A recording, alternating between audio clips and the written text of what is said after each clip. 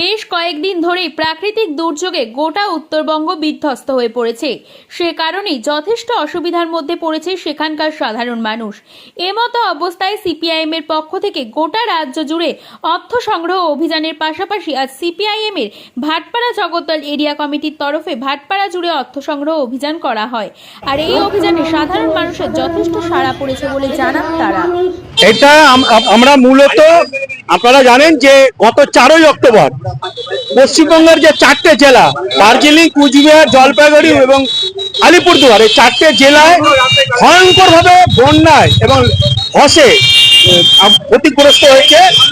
এই 4টে জেলার গবাদি পশু, মানুষ, বন্য প্রাণী, জঙ্গল, চা বাগান, বহু কোটি টাকার সম্পত্তি নষ্ট হয়েছে।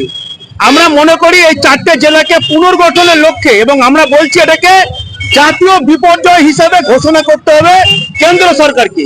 আমরা ভারতের কমিউনিস্ট পার্টি মার্ক্সবাদী ভাটপাড়া জগদ্দল এরিয়া কমিটির পক্ষ থেকে আজকে আমরা রথতলা বাজার, শীতলাতলা, দোকানদার বন্ধু, ব্যবসায়ী বন্ধু সবার কাছে আমরা সাহায্যের জন্য যাচ্ছি। কারণ এটা মনে করি মানুষের পাশে দাঁড়ানো, মানুষের হয়ে কথা বলা একটা কাজ।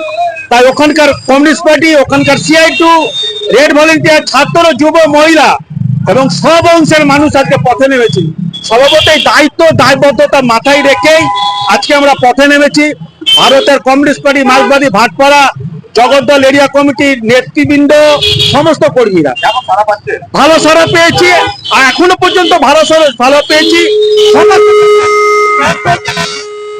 সবাই সাহায্য করেছেন এই অন্তত এই কর্মসূচিতে। কেন এটা তো আমরা মনে করি মানুষকে বাঁচাতে হবে, মানুষের পাশে থাকতে হবে। কমিউনিস্ট পার্টির যে মূল কাজ, আমরা শূন্য হলেও সমস্ত পার্টি, সমস্ত ফ্রন্টগুলো আজকে ওখানে গেছে, কাজ করেছে। আপনারা দেখেছেন, আপনারা সাংবাদিক বন্ধুরা সে খবরগুলো মানুষের কাছে পৌঁছেও দিয়েছেন। এবং স্বভাবতই এই যে দায়িত্ববোধ, মানবতাবোধকে মাথায় রেখেই আজকে ভারতের কমিউনিস্ট পার্টি মার্ক্সবাদী ভাটপাড়া জগদ্দল এরিয়া কমিটির সমস্ত কমরেডরা এবং নেতৃবৃন্দ আছেন, সবাই আমরা পথে নেমেছি। সেই জন্য মনে করি এটা আমাদের কাজ এবং কাজকে রেখেই আমরা এই পথে আছি। আপনার নাম? আমার নাম অমিত ঘোষ।